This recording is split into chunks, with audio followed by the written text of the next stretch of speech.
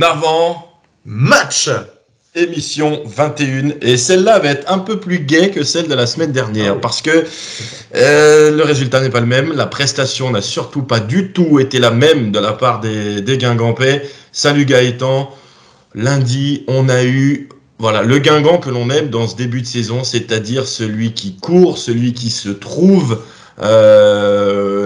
qui est réjouissant, pétillant. Ouais, très clairement. Et dès le début du match, c'est parti très fort. On a souvent parlé en plus ces derniers temps des entames de mi-temps et donc entames de match parfois un peu difficiles. Là, pour le coup, sur la première période, rien à dire. C'est parti vraiment fort. Ça a marqué vite.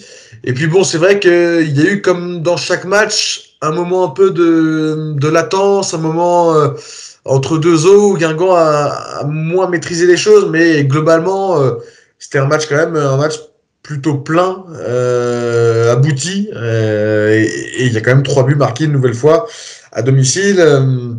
C'est une équipe qui a su aussi, même dans les moments moins forts, finalement se ressaisir pour remettre un coup d'accélérateur et puis finalement aller chercher cette victoire, faire le break en deuxième mi-temps, ce qui n'avait pas été fait en première malgré les occasions. Donc non, vraiment une belle prestation. Ouais. Et puis des stats impressionnantes, 16 tirs, 10 cadrés pour Guingamp, selon les chiffres de la Ligue de football professionnelle. On commence cette émission avec un grand plaisir à la Guingampaise. Les 3 buts commentés par notre talisman de la saison, Gaëtan Pinel. Le Monnier, Nahir monte dans la surface. Siwe et Labo sont déjà positionnés. Labo à l'entrée des 6 mètres. Et c'est parti pour ce corner. C'est vers Siwe. Et le but! Le but de Jacques Siwe! L'entame parfaite! Alors qu'on soulignait ces dernières semaines les difficiles entames de mi-temps dans l'avant, première comme en deuxième mi-temps. Celle-là, elle est parfaite. Et dès la 5e, 6e minute de jeu, Ryan Griep distribue sa première passe décisive de la saison. Sa première avec en avant sur la tête de Jacques Siwe. Et Guingamp mène 1-0. La bonne passe de Silibé pour Picard. Allez, Picard à l'entrée de la surface de réparation. Sur son pied droit, Picard pour frapper Picard. Oh le génie! Oh le génie, Hugo Picard! Avec son numéro 10, Hugo Picard qui redonne l'avantage en avant. C'est ça spécial. C'est le pied droit, le crochet à la frappe de le petit filet opposé. Et Picard qui débloque son compteur stade cette saison. Premier but pour Hugo Picard. Guingamp reprend avantage. Guingamp mène 2-1. Louvambo dans la surface. Louvambo le retrait pour Siwe. Le ballon contré. Louvambo encore. Et Louvambo qui récidive pour son entrée en jeu. Il marque comme face à 3 Louvambo. 3-1 pour Guingamp. Il a été altruiste au départ. Siwe n'a pas mise. Louvambo deuxième là, mais c'est but. Ça fait 3 pour Guingamp. Et Guingamp qui se dirige vers sa 4e victoire de la saison. L'entrée encore fracassante de Taylor Louvambo. 3-1 pour l'avant. 12 sur 12, voilà, c'est chapeau bas l'artiste, je sais même pas combien de buts inscrits, enfin bref, tu es notre mage cette saison, tu avais flingué la saison 21-22, mais là tu nous sublimes la 24-25. Non, c'était la 22-23 ? C'est la 22-23 qui nous avait flingué. Ouais, c'est vrai. Il y a quelque chose sur laquelle aussi je voulais revenir avec toi, Gaëtan, parce que tu y étais à Rodez. Je trouve qu'il y a une faculté qui est peut-être bon signe dans cette saison guingampaise, c'est que on arrive à faire basculer des matchs à des moments qui ne sont pas forcément simples. On pense à Rodez, au moment où Rodez revient un partout, c'était archi logique parce que Rodez dominait. Là, Caen, c'est pareil parce qu'il y a eu, alors je sais pas si on peut parler de trou noir de Guingamp, mais il y a eu un gros temps faible et Picard nous sort ce but magnifique marqué tout seul sur 50 mètres. Ça, c'est souvent des bons signaux. Il y a aussi le fait de marquer parfois, tu sais, des buts de la victoire à la 90e. Faire basculer ce genre de match-là. Combien de fois l'année dernière, on s'est dit, tiens, il nous manquait pas grand-chose pour faire le déclic. Ça, c'est quelque chose de positif. Ouais, tout à fait. Il y a même le point arraché contre Annecy, parce que, pareil, on n'imaginait pas forcément Guingamp revenir. C'était pas, ça tournait pas vraiment comme il fallait. Puis ce but est arrivé un peu d'ailleurs une nouvelle fois avec Emia. Et là, c'est vrai que oui, les matchs que tu as cités, Guingamp a réussi à les faire basculer dans des moments Bah, c'est vrai où l'adversaire était mieux. J'en ai parlé d'ailleurs avec quelques confrères canets après le match lundi soir.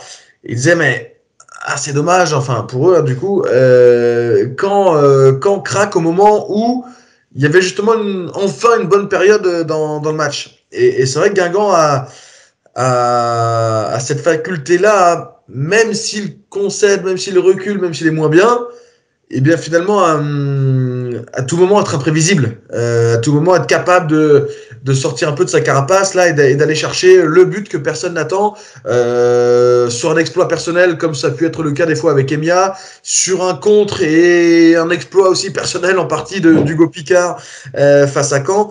Donc ouais, c'est vrai que ça c'est un bon signal hein, d'y réussir parce que enfin d'y parvenir parce qu'en Ligue 2 il y a souvent en plus des matchs. C'est rare d'avoir en Ligue 2 une équipe qui maîtrise son match de bout en bout. C'est souvent un peu accroché. Il y a les changements aussi maintenant avec 5 changements. Forcément, ça c'est valable pour la Ligue 1 aussi, mais ça vient modifier pas mal de choses. Et forcément, c'est difficile de vraiment maîtriser de bout en bout. Mais par contre, c'est bien d'être capable à tout moment vraiment d'avoir cette force-là de pouvoir vraiment faire mal à tout moment. Et Guingamp, l'année dernière, c'est vrai, Stéphane Dumont, on avait parlé plusieurs fois, on l'a souvent entendu dire, on doit être capable de faire mal à l'adversaire, d'être plus tranchant, etc. Guingamp ne l'était pas forcément. Dans les moments où ça ronronnait, ça restait ronronné, alors que là, ça ronronne, et puis d'un coup, hop, il y a ce déclic. Voilà, où ça bascule vraiment vers un nouveau temps de domination. Alors en plus, ils sont concrétisés par des buts, donc c'est encore mieux. Mais au-delà des buts, au-delà des buts, avant qu'il y ait des buts, il y a le fait de reprendre vraiment le match en main, quoi. Oui, et ça c'est quelque chose que les Guingampais doivent absolument garder le plus longtemps possible. Ce but d'Hugo Picard. On en a parlé, on l'a vu, revu et re-revu. On a posé la question à un joueur qui était pas très loin de là. Je crois qu'il était sorti à ce moment-là, Ryan Grieb, qui nous raconte comment il a vécu ce but. Wow, magnifique, il est magnifique, il rentre intérieur et il fait ce qu'il sait faire de bien, c'est son geste préférentiel. Il enroule et on peut qu'applaudir et fêter avec les coéquipiers. C'est un but qui nous a délivrés parce qu'on était un peu dans une phase un peu moins bien. Voilà, tous émerveillés par Hugo Picard, donc qui, voilà, après un moment un petit peu compliqué dans la saison, a enfin débloqué son compteur but. Voilà, espérons que le fait de se débarrasser un peu de cette pression-là le libère encore davantage. Dernière chose sur le match de Caen en général, parce qu'ensuite vous allez voir qu'on va rentrer dans quelques petits détails, la réaction de Sylvain Ripoll, parce qu'on a mis la réaction de Ripoll la semaine dernière après le Paris FC. C'était pas franchement réjouissant. Là, on se fait plaisir. Réaction du coach après la victoire 3-1. Ouais, c'est un peu le cas. C'est vrai que depuis un ou deux matchs, on était moins dans ce qu'on souhaitait faire. Voilà, ce soir, le résultat nous est favorable. Certainement aussi parce qu'on a mieux fait ce qu'on devait faire et qu'on a été plus sur nos qualités. Enfin, voilà, vraiment satisfait que les joueurs aient pu, en tout cas, retrouver un petit peu les repères qui ont fait qu'à un moment donné, on était performants. Avec de l'ambition d'enjeu, avec un vrai 4-4-2, avec la volonté de se poster haut, etc. On a vu un super début de match. Ça, c'était une vraie belle réponse par rapport aux 2 derniers matchs un petit peu ratés de l'équipe. En tout cas, la volonté, oui, c'est d'être plutôt dans l'action dès le départ et pas de se mettre dans l'embarras et puis d'être obligé de réagir ensuite. Voilà, ce soir, il y a des choses qui ont fonctionné. On a eu aussi des temps faibles, mais ça, il faut savoir les gérer, les traverser. C'est dommage qu'on ait pris un but dans ce moment-là, mais ce qui a été fait aussi autour est vraiment important. L'impact du banc aussi, tu en parlais un petit peu tout à l'heure, déterminant ce que Sidibé a beaucoup apporté à son entrée, et puis le Vombo marque tout de suite. Ouais, ils nous ont apporté indéniablement, chacun dans leur registre. Mais c'est vrai que c'est ça un groupe aussi. Hein. C'est ça un groupe. Et puis pour ceux qui démarrent, parfois il vaut mieux faire 55-60 minutes à bloc et de bonne facture plutôt que de faire tout le match et puis que ce soit très moyen. Donc voilà, le groupe il sert aussi à ça. Je sais qu'ils auront tous leur mot à dire, même ceux qui n'étaient pas dans le groupe ce soir. À un moment donné, le travail, quand on travaille bien, on est récompensé. Donc voilà, c'est comme ça. Voilà, la réaction, elle a eu lieu et ça vient confirmer ce qu'on disait un petit peu dans le mauvais sens la semaine dernière. Hein. Quand cette équipe, elle court moins, quand cette équipe, elle est à 80%, Voilà, ça passe pas. Là, on a retrouvé le Guingamp. Vraiment, c'est pétillant. Et moi, c'est le mot que je te disais à la mi-temps, c'est le mot tonique. Dès que Guingamp est tonique, là, on voit que les adversaires, ils ont du mal à résister. Hein. Guingamp, meilleure attaque de Ligue 2, 15 buts. Et co-meilleure attaque d'Europe à domicile. Bon, ça, c'est un peu toujours des chiffres tirés par les cheveux. Vous avez vu cette stat. Hein. Meilleure attaque à domicile sur les 5 grands championnats D1, D2 avec le Real, le PSG, Hambourg et Guingamp. Moi, ça me va très bien, ce classement.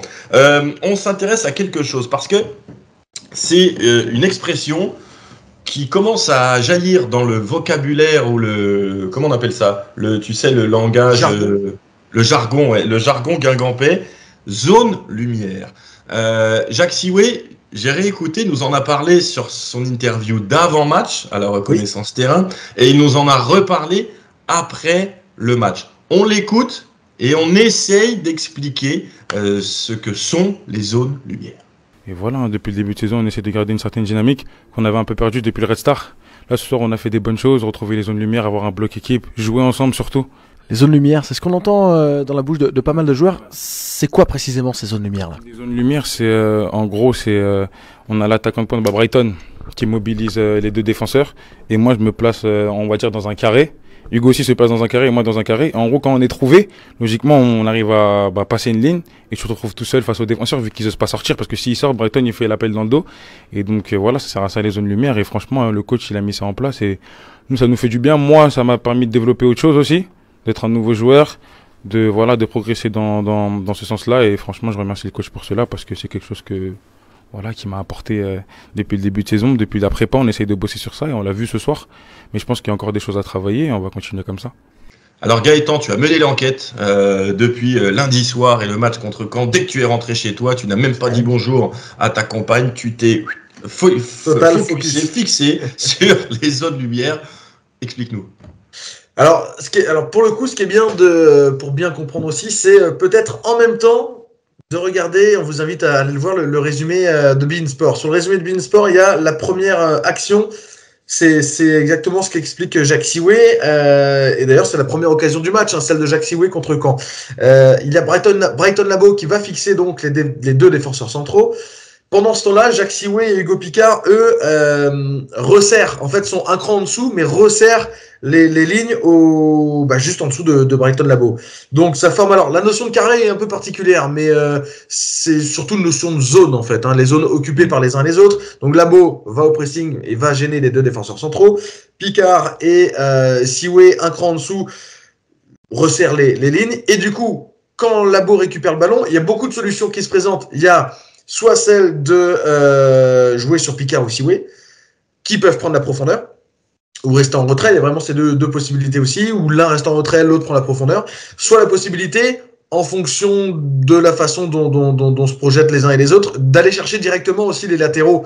Et là, sur cette séquence en particulier, il va chercher Jacques Sioué, puisque Sioué fait l'appel sur le côté droit dans la profondeur, et c'est comme ça que Sioué parvient à trouver le déséquilibre en fait dans la défense cannaise, et parvient à aller se créer cette première occasion. Donc ces zones lumière, c'est ça, c'est vraiment le 9 qui va fixer les centraux, et derrière ça s'organise entre Picard et l'autre attaquant, ou Amine Emia aussi, quand c'est Emia qui joue en 9,5-10, voilà, de former derrière. Alors ce carré, comme ils disent, c'est en fait ils vont fermer un peu une zone dans le milieu du terrain, et ça permet d'aller chercher les appels des uns et des autres. Il y en a eu d'autres, je crois que Pierre, je t'en ai fait suivre une du match contre Annecy, non, Red Star. Comment? C'est pas Annecy? C'est Annecy, je crois. C'est Annecy. Ou pareil, il y en a une autre comme ça. Alors, c'est pas toujours le même joueur qui va aller fixer les 2 défenseurs centraux. Quand il y a un seul vrai attaquant de pointe, comme ça a été le cas avec Sioué ou Labo au PFC, c'est souvent ce joueur-là qui fait ce rôle-là. Quand il y a les deux, ça peut être Labo ou Sioué. Finalement, voilà, ça dépend aussi un peu des séquences des fois. Mais c'est vraiment comme ça que ça s'organise. Et c'est vrai que j'ai regardé du coup sur plusieurs séquences de match. On voit constamment, on parle de la liberté de Picard, mais c'est une liberté aussi raisonnée, parce que à chaque fois, hop, il a ce réflexe lui aussi d'aller se placer à cet endroit-là. On se dit, oh, Picard, il vient souvent dans l'axe, il est libre et tout. Oui, mais c'est vraiment aussi quelque part une consigne et un raisonnement de jeu, ça, de à chaque fois se repositionner dans l'axe à cet endroit-là, enfin dans l'axe de manière plus axiale en tout cas, et avec donc l'attaquant qui va venir faire la même chose sur le côté droit quand lui il fait côté gauche. Donc ouais, c'est quelque chose qu'on voit beaucoup.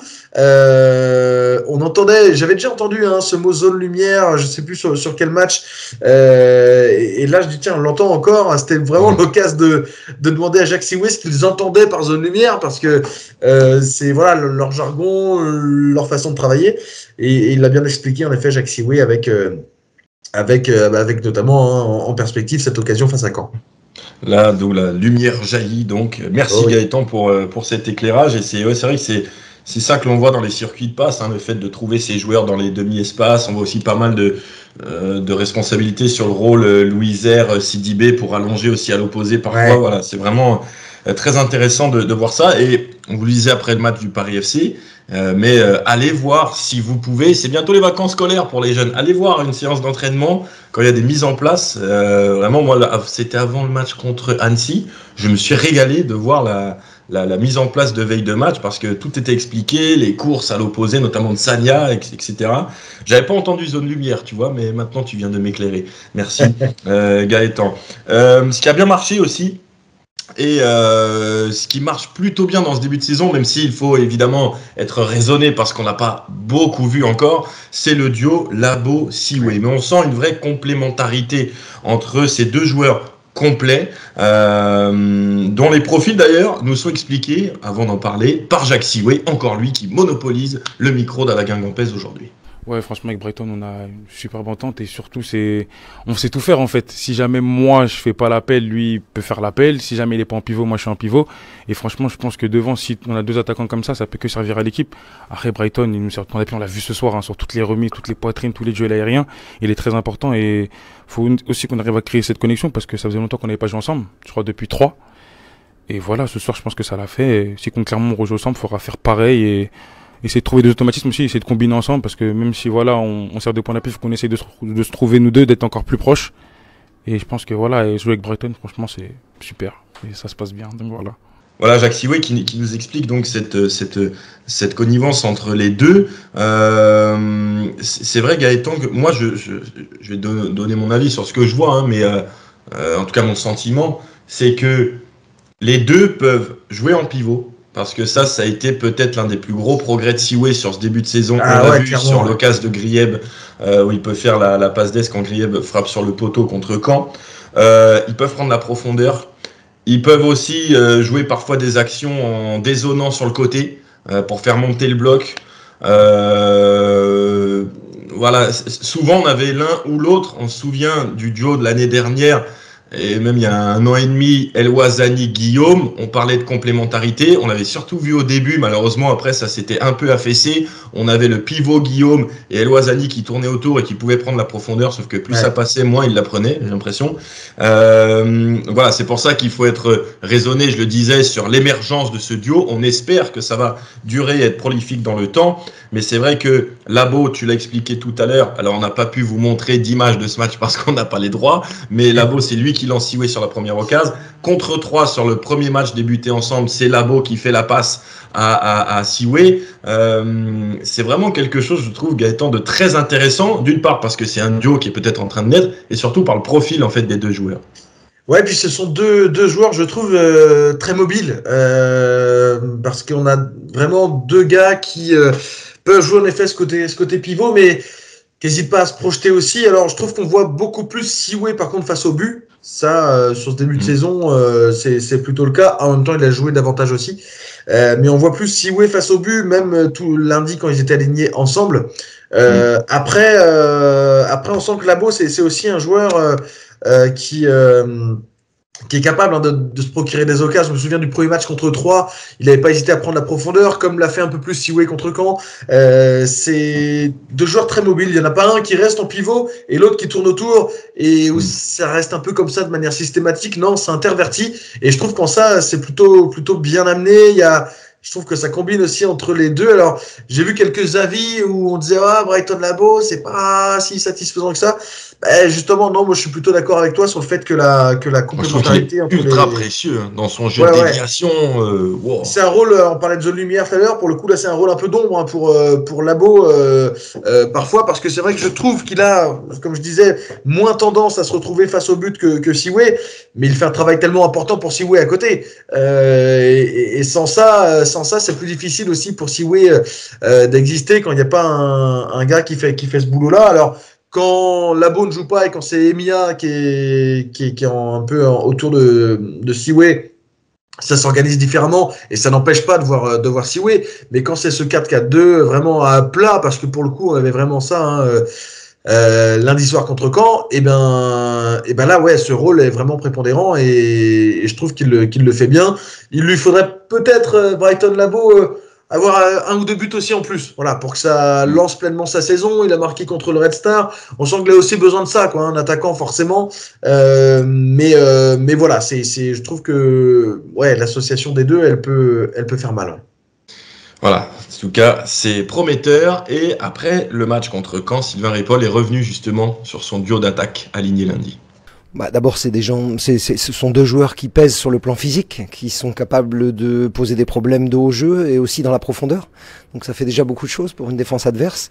Puis c'est des joueurs qui sont dans l'engagement, dans la générosité, et qui acceptent de faire des courses à vide et qui travaillent défensivement. Donc ça, il faut absolument qu'ils progressent encore là-dedans, qu'ils le gardent et qu'ils progressent. Et puis après, aussi peaufiner le jeu combiné parfois entre deux. Mais ça, c'est des axes de travail qu'on a et qu'on aura sur les semaines à venir. Pourvu que ça dure, cette connivence entre Brighton Labo et Jacques Siwe. On avance dans cet en avant-match. Ne ratez pas en fin d'émission le premier quiz entre supporters. Fini le challenge Profitroll. D'ailleurs, j'en mange ce midi. Gaëtan, voilà. Mais t'as pas honte? Ouais, je me les paye moi-même, vu à quel point je suis naze au quiz. Enfin, naze. Non, je dirais pas ça, je dis moins fort que toi.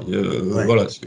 Bon, mais voilà, Gwendal et Florent vont s'affronter dans quelques minutes sur Alain-Guingampèse. Vous allez voir quel supporter va aller en semaine 2, qui va gagner et être défié par un autre supporter également pour le prochain magazine en avant-match qui sera pas la semaine prochaine, mais un petit peu plus tard parce qu'il y aura la trêve internationale. On parle de Souaïb Nahir et puis plus globalement aussi de la charnière centrale parce qu'on faisait le thème la semaine dernière contre le Paris FC.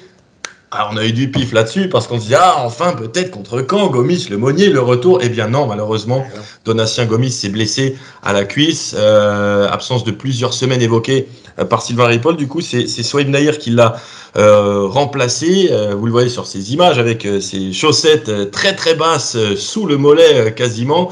Gaëtan, qu'est-ce que tu as pensé du match de Nahir aux côtés d'un Le Monnier qui a prouvé encore une fois avec son retour toute son importance dans cette équipe? Ouais, très clairement, Le Monnier qui a un peu rassuré aussi toute cette défense, participé à sa stabilité. Souaïb Nahir à côté, il a vraiment fait un bon match. J'en ai parlé moi pendant le match d'ailleurs, où je louais un peu toutes ses qualités. Je trouve qu'il est au duel, c'est vraiment un joueur qui est présent. À la relance, je trouve qu'il a cette intelligence de jeu aussi d'alterner entre relance courte, comme c'est souvent demandé, ce jeu de repartir de derrière et qu'il fait plutôt proprement, avec les relances longues. Parce que c'est un joueur aussi, j'ai remarqué ça depuis le début, entre les deux défenseurs centraux alignés, peu importe avec qui il est, je trouve que c'est celui qui a le plus tendance à de temps en temps relancer long. Tant qu'il faut aussi parfois se dégager d'une certaine pression de l'adversaire. Le jeu, nécessairement, de temps en temps, il demande aussi à ce que ça allonge parce que le pressing de l'adversaire ou le positionnement des uns et des autres ne permet pas de relancer toujours court de derrière avec un jeu à la Guardiola. Donc bon, faut aussi parfois savoir alterner.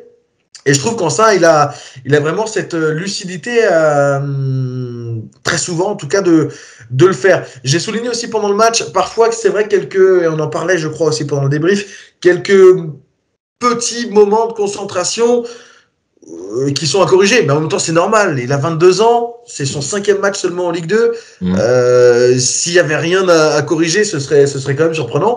Il y a par exemple deux séquences qui me viennent en tête. Celle où il a il manque un peu son contrôle.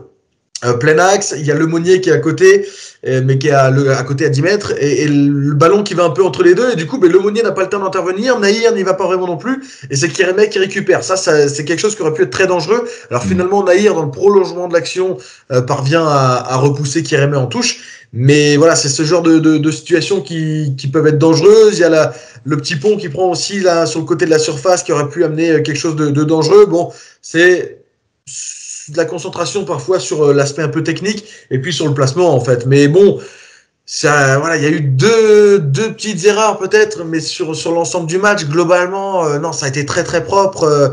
Et je trouve que, on le dit parfois, sur un match, un jeune joueur qui démarque, sur un match, voilà, on est capable de faire des choses.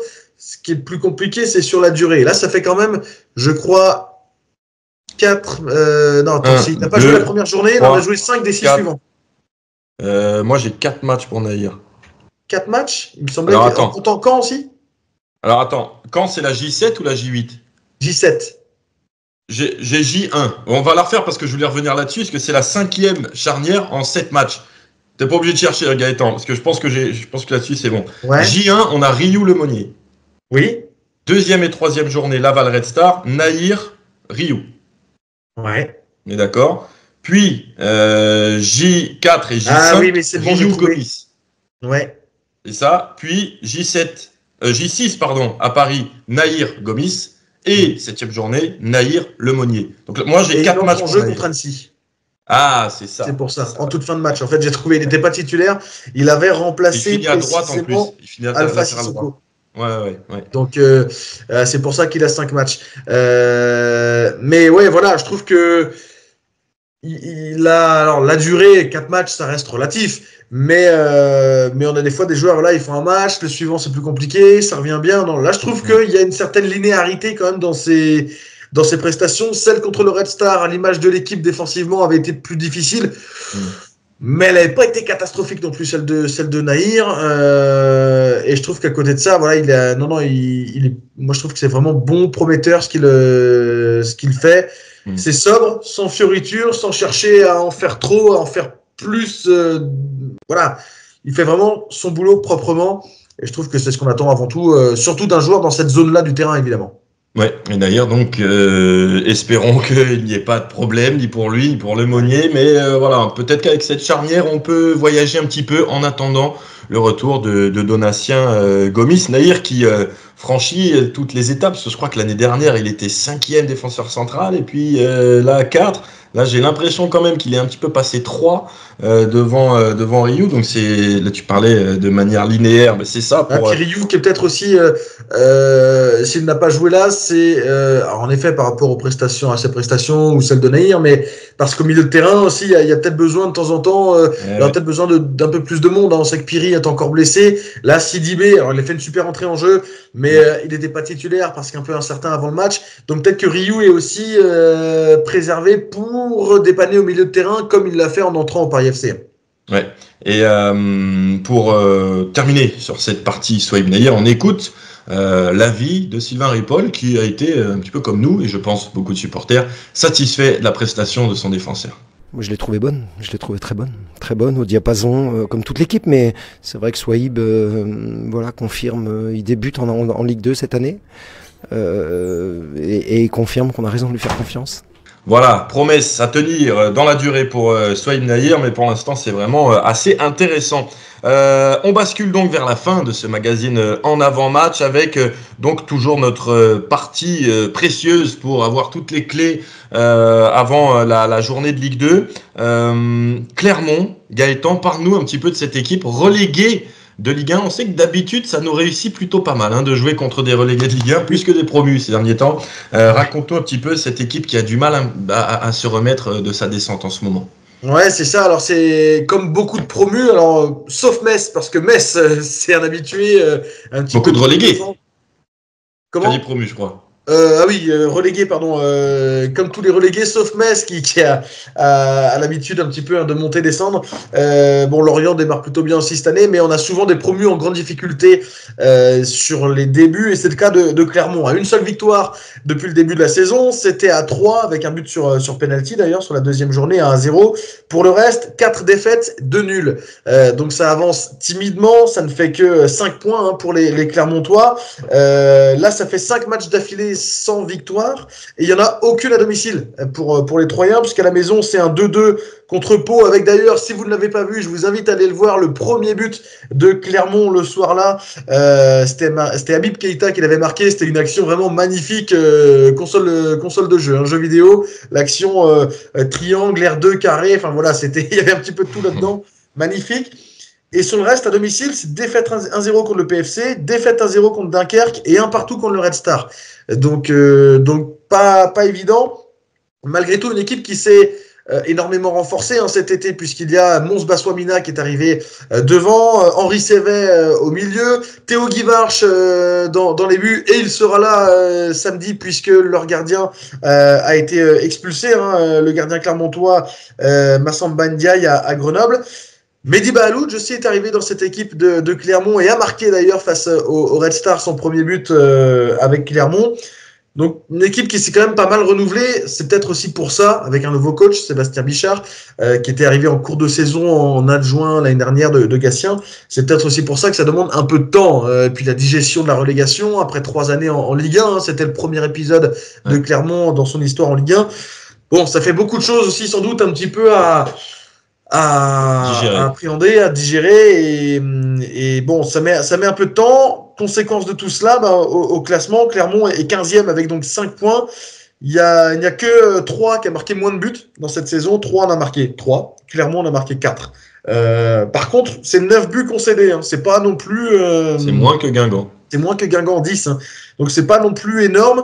Voilà, c'est une équipe qui a un peu de mal à faire tourner le compteur. Maintenant, il faudra voir contre Guingamp ce que ça donnera, mais on l'a dit donc avec la doublure d'Ndiaye, c'était Théo Guivarch qui sera dans les buts, Mehdi Bahalouj sera là aussi, alors titulaire ou non, on verra, mais en tout cas, ce sera le moment de retrouver 2 anciens Guingampais. Voilà pour la présentation de Clermont, merci Gaëtan.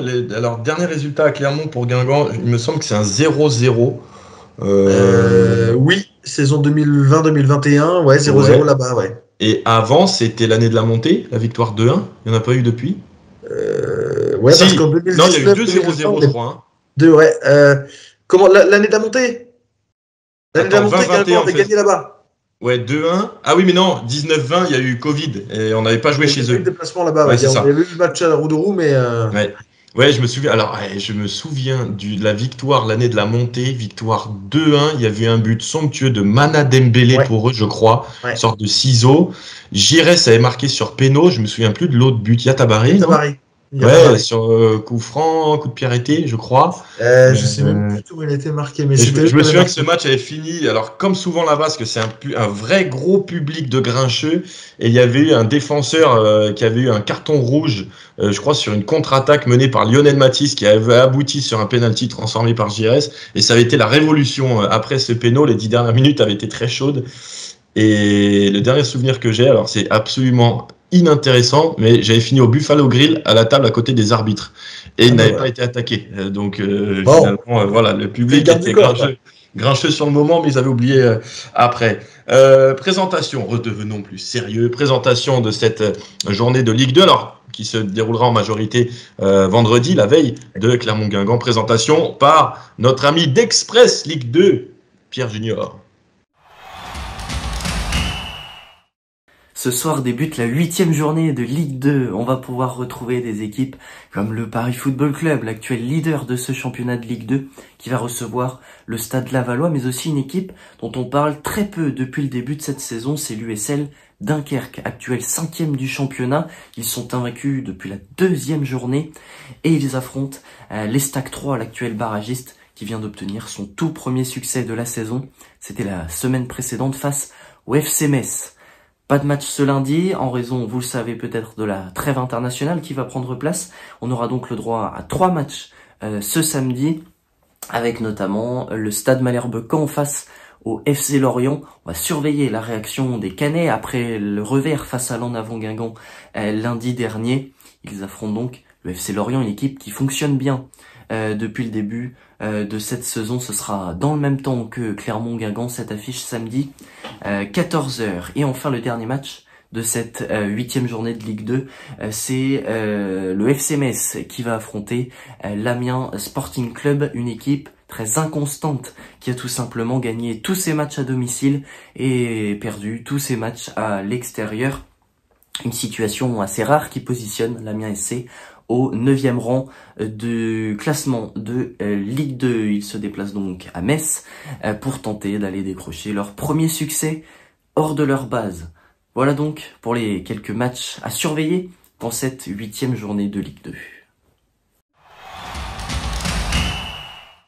Express Ligue 2 et non Ligue 2 Express comme j'ai dit la semaine dernière. Bon, je pense que vous avez trouvé, mais super intéressant pour tout voir, tout suivre de la Ligue 2.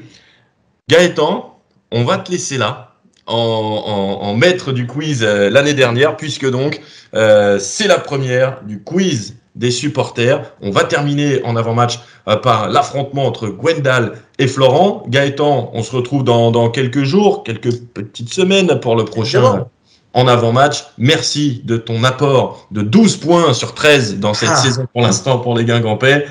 J'espère qu'il y en aura 16 après le match à Clermont. Merci Gaëtan et on bascule tout de suite vers le quiz.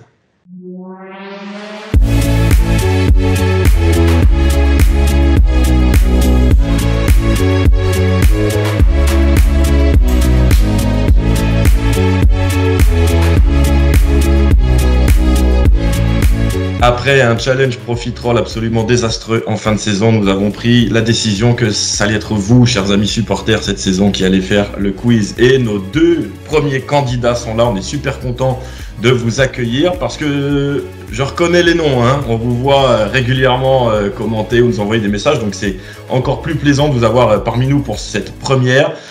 J'accueille quelqu'un qui a mis le même maillot que moi, c'était absolument pas concerté. Et je rassure Florent que ça ne vaudra pas un point en plus. Salut Gwendal. Salut. Alors, raconte-nous rapidement pourquoi Guingamp, pourquoi tu es supporter et pourquoi tu as envie de faire ce quiz aujourd'hui avec nous, cette grande première. Ouais. Pourquoi Guingamp? Ma famille, globalement, vient de là-bas. Mes parents sont nés à Guingamp, mes grands-parents y sont toujours. Donc je suis allé au stade déjà petit pas mal de fois. J'écoutais quand je pouvais pas aller au stade sur Radio Bonheur les matchs, je les regardais pas, je les écoutais. Et donc quand ça s'est terminé, forcément j'ai suivi ce que vous avez décidé de lancer avec Gaëtan et je suis d'ailleurs très régulièrement tout le temps, même les vidéos, les matchs, etc. En tout cas dès que je le peux. Et donc voilà, ça me fait très plaisir de participer à ce premier quiz en plus. Et ouais, on s'en souviendra à vie. C'est fait, c'est pour vous. Bon, Florent, salut. Alors attention, Gwendal, Florent, il est très souvent avec nous sur les lives et très souvent il est costaud sur les quiz. Salut Florent. Pourquoi Guingamp aussi, toi? Pourquoi Guingamp? Parce que mon grand-père est né là-bas. Donc en fait, c'est lui qui m'a fait découvrir le club. Et j'ai vraiment commencé à m'intéresser au club pour la saison 2012-2013. Et après, du coup, je suis arrivé au bon moment en fait. Et après, c'était parti et j'ai commencé à regarder, j'ai commencé à écouter les matchs sur Radio Bonheur en 2014. En fait, je vous ai vraiment découvert lors du Guingamp-Nice, lors du 7-2. Ah, ouais. Et après, il y avait mieux comme première. Il y avait mieux, mais j'aimais bien le fait que vous êtes, que même si on avait pris 7-2, que c'était pas grave et que c'était qu'un match, puis qu'on allait faire mieux après. On a fait mieux après, donc c'est pas mal. Alors, toutes les semaines, donc, deux supporters vont s'affronter dans le quiz dans l'avant-match. Le vainqueur, chers amis, il restera la semaine suivante. Un petit peu comme dans Tout le monde veut prendre sa place, il y aura des petits comment dirais-je, des petits paliers avec, au bout de 3 victoires, un petit cadeau, au bout de 5 victoires, un grand cadeau, au bout de 10 victoires, un gros cadeau et une soirée avec Gaëtan Pinel, peut-être, vous choisirez, on verra. En tout cas, aujourd'hui, on va commencer avec 3 manches. La première manche, ça sera coup franc. Vous allez comprendre pourquoi on a nommé ce thème coup franc. Ensuite, il y aura les CV et on terminera par un c'est bon, c'est pas bon, qui est peut-être la manche la plus stressante des quiz à la Guingampès. Ça sera pas forcément toutes les semaines les mêmes manches, mais pour cette première, c'est comme ça. Pour vous départager, chers amis, pour commencer, on va essayer de faire une sorte de tout pile. On enregistre ce quiz, on est mardi 1er octobre. Hier, il y avait donc Guingamp-Caen. Gwendal, tu y étais. Vous allez devoir me dire, au plus près, combien il y avait de spectateurs hier au stade de Rodourou pour Guingamp-Caen. Et le plus proche de la réponse engagera et choisira son thème pour le sujet coup franc. Gwendal. C'est terrible parce que c'est la première fois que j'écoute pas à la Guingampès cette saison. Réponds vite parce que, attention, hein, vas-y. Je sais pas, 7300. 7300. Florent. J'aurais dit 6300. 6300, eh bien, j'ai avec moi la feuille du préposé à l'affluence hier, notre ami Benoît Gauthier. Eh ben, voilà, je ne sais pas si vous voyez bien, c'est un petit peu à l'envers peut-être, 7558. Donc Gwendal, bravo, tu étais à 258 personnes près, le mieux placé parmi tout ça. Alors, les thèmes de ce jeu coup franc, il y en a 2. Il y a un thème Clermont, le prochain adversaire, et un thème Rodourou. Est-ce qu'il y en a un plus facile que l'autre? J'en sais rien. Et pourquoi on dit coup franc? Parce que vous allez avoir le choix à chaque question de faire un coup franc direct ou indirect. Direct, ça veut dire que si vous avez la réponse sans proposition, vous marquez 2 points, si elle est bonne. Si vous n'êtes pas tout à fait sûr, vous dites Pierrot, je prends coup franc indirect, et là vous avez 3 propositions, mais la réponse ne vaut qu'un seul point à ce moment-là. Gwendal, Clermont ou Rodourou? Je vais prendre Clermont parce que mon beau-père vient de là-bas, il était pour Clermont avant, donc je vais choisir Clermont. Ok, alors première question, Gwendal, pour ouvrir le score, pour être le premier à marquer un point dans l'histoire des quiz en avant-match. Comment s'appelle le stade de Clermont? Tu me dis direct ou indirect? Direct. Alors, indirect. Gaston Petit, Gabriel Montpied, Gaston Gérard.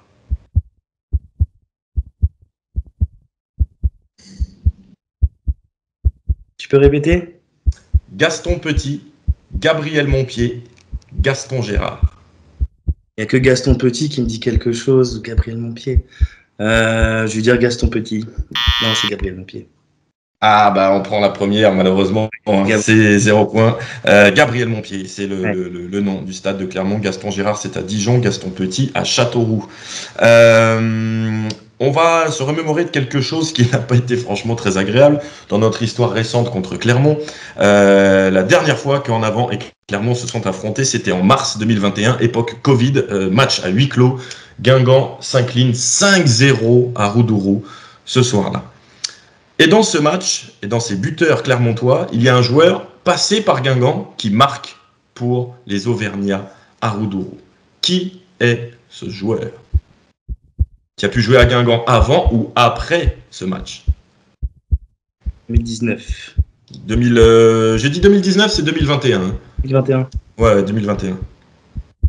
Sous Fred Bompard, je ne sais pas si ça peut t'aider. Indirect. Indirect, Mana Dembélé, Mohamed Bayo, Jonathan Iglesias.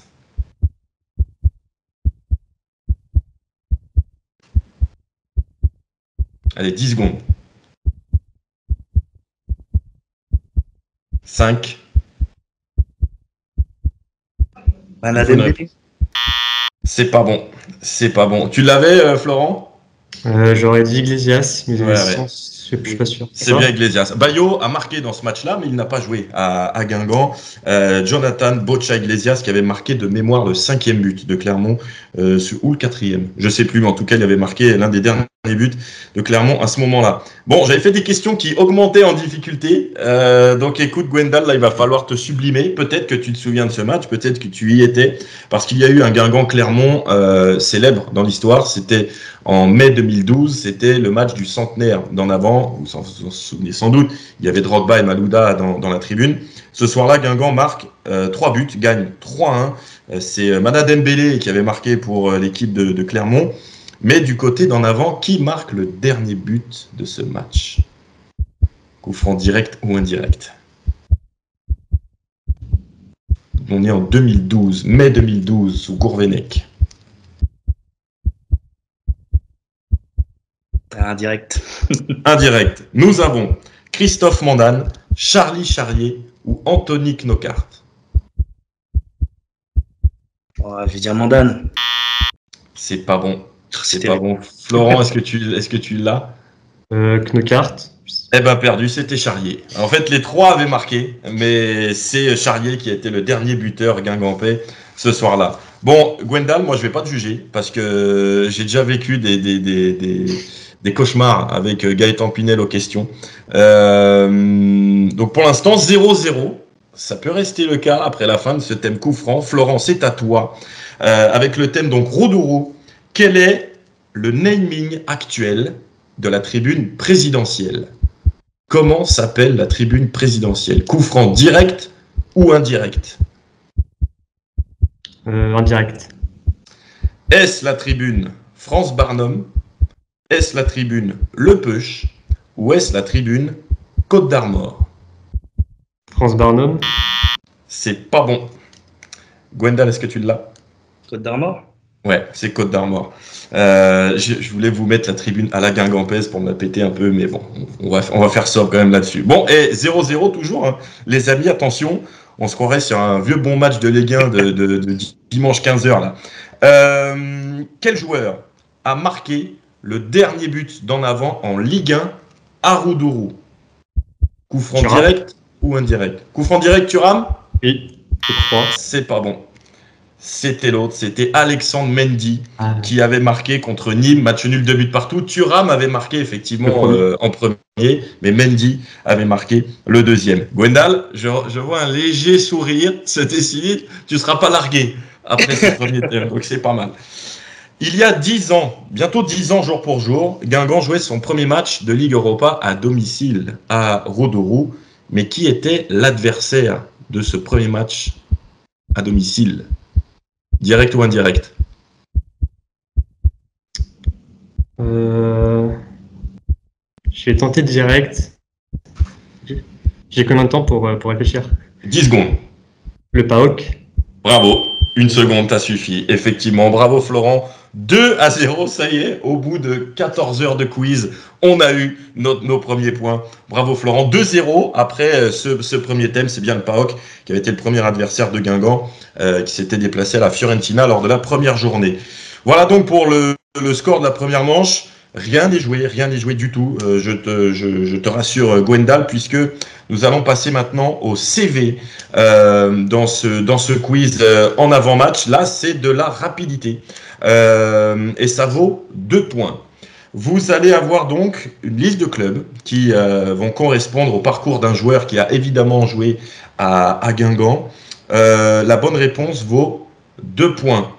Mais attention, si vous vous trompez sur votre première proposition, la main est à l'adversaire. Vous n'aurez pas le droit de répondre une deuxième fois consécutivement. Quand vous êtes prêt, quand vous pensez avoir la réponse, criez votre nom, que je m'arrête, que j'entende bien dans mes écouteurs, bien vissés dans mes oreilles. Vous êtes prêts? C'est bon? Tout est clair? C'est parti. Gwendal, Florent, quel joueur a joué à Clermont, Boulogne-sur-Mer, Guingamp, Trabzonspor, Montpellier? Florent. Ouais. Yatabaré. Bonne réponse. Mustapha Yatabaré, ça nous fait 4-0 pour Florent. Trabzonspor Montpellier, Trabzonspor, Karabükspor, Konyaspor et aujourd'hui à Gençlerbirliği qui est en D2 turc. Gwendal, attention, faut y aller. Là, faut... Tu vois, quand t'es mené, tu fais rentrer un petit joker, là, faut se lâcher, là. Faut être le Guingamp sur Ripoll. Quel joueur a joué à Monaco, Amiens, Créteil, Villefranche, Rapide Bucarest, Union Saint-Gilloise, Stade Lausanne, Lausanne Sport, Guingamp. Florent, balle de break. Labo. Brighton Labo, bravo. Ça fait 6-0, Florent. Brighton Labo, qui a eu un parcours assez tumultueux, hein, finalement, avant d'arriver à Guingamp, la Roumanie, la Belgique, la Suisse, et pour terminer donc en avant. Florent, c'est pas mal. Gwendal, je compte sur toi. Quel joueur a joué à Monaco encore? Cercle Bruges, Toulon, Guingamp, Atlanta United. Florent. Gwendal, vas-y. Ndondé. C'est pas bon. Gwendal, tu as la main. Concentre-toi, tu as 10 secondes. Monaco, Cercle Bruges, Toulon, Guingamp, Atlanta United. Quel joueur est parti de Guingamp pour aller à Atlanta? En plus, non, je ne vais pas donner des indices. Après, Florent, il va me gronder. 3 secondes. Donne un nom. 3. Je sais pas, Dounyama, je sais pas. Dounyama, non, c'est pas bon. Florent, est-ce que tu l'as maintenant? J'aurais dit Muyumba, du coup. Muyumba, c'est ça. Bon, ça compte pas parce que la main était à Gwendal, mais effectivement, Tristan Muyumba, qui a quitté Guingamp l'année dernière. C'était tout frais, Gwendal. On a fait des joueurs qui étaient là il y a 10 ans, joueurs actuels et joueurs un petit peu récents. 6-0. S'il y a un miracle, tu peux encore y croire, Gwendal, parce que là, nous allons passer au c'est bon, c'est pas bon. Vous allez avoir, je vais vous donner, de me retrouver une liste de joueurs, de clubs, pourquoi pas, par rapport à un thème. Une bonne réponse vaut 1 point et celui qui va le plus loin gagne cette partie. Gwendal, ta chance, c'est que Florent perde dès le début et que du coup tu dises le nom de toutes les réponses souhaitées.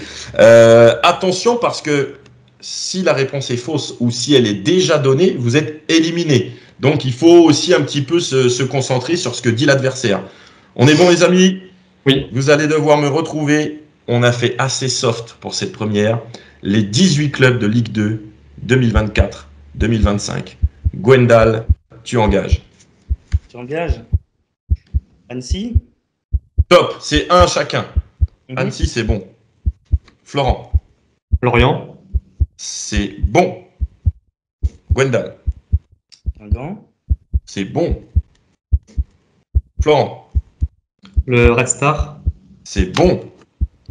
Gwendal. Je vais les noter, j'ai pas noté. Paris. C'est bon. PFC, pardon, PFC. Oui, on avait compris. Florent. Martigues. Il fait beau là-bas, comme dirait l'autre. Bonne réponse. Gwendal. Caen. C'est bon. Florent. Dunkerque. C'est bon. Gwendal. Rodez. C'est bon. Florent. 3. Oui. Gwendal, à toi. Ouais.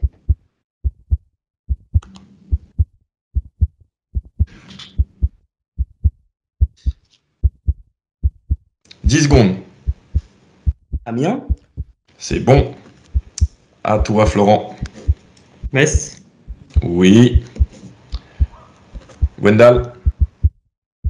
Ça a été, j'ai pas noté au début. Est-ce que Grenoble, on l'a déjà dit? Non, c'est bon. Ok, ça va. Florent. Clermont. C'est bon. Il ne lâche pas, il ne lâche pas. Gwendal pour l'honneur, parce que là, c'est foutu. Hein. Il ne reste plus assez pour que tu un petit point.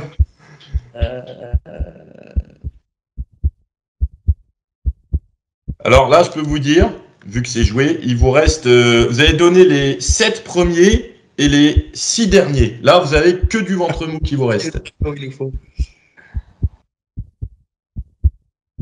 Allez, 5 secondes. 5, 4, 3, 2, 1. Terminado. Non. Non. Eh ben, on a fini là. Florent, pour l'honneur, un dernier point. Annecy. Déjà donné. Tu vois, Gwendal, ça, c'est peut-être pas joué à grand-chose, finalement. Et voilà. Alors, donc, on était à 6-0. Là, on est à 6-11. 13 à 7. Voilà, c'est quand même honorable, Gwendal. 13 à 7 pour ce premier quiz. Ouais, t'as entendu le Money Time pour marquer tes points. Malheureusement, t'es parti d'un peu trop loin. Voilà, merci les amis d'avoir été avec nous. Florent, tu reviens donc en semaine 2 pour en avant-match. Alors, comme il y a la trêve, je pense que ce sera dans 2 semaines avant le prochain match contre Pau. Et on va essayer de trouver quelqu'un à ta hauteur. On a eu 2-3 candidatures. On sait que c'est costaud comme toi. Je pense que ça peut bien se bagarrer sur la suite des événements. Et donc, tu as 2 victoires du premier petit cadeau à la Guingampèse. Donc, révise bien, on aura besoin de toi un petit peu plus tard. Gwendal, merci beaucoup d'avoir été là pour la première. C'est la fin donc de cet en avant-match numéro 21 Clermont-Guingamp. C'est demain, ce samedi à 14h, prise d'antenne, 13h30 sur la Guingampèse. Si le train arrive à l'heure, Guingampèse, Guingampais, à bientôt.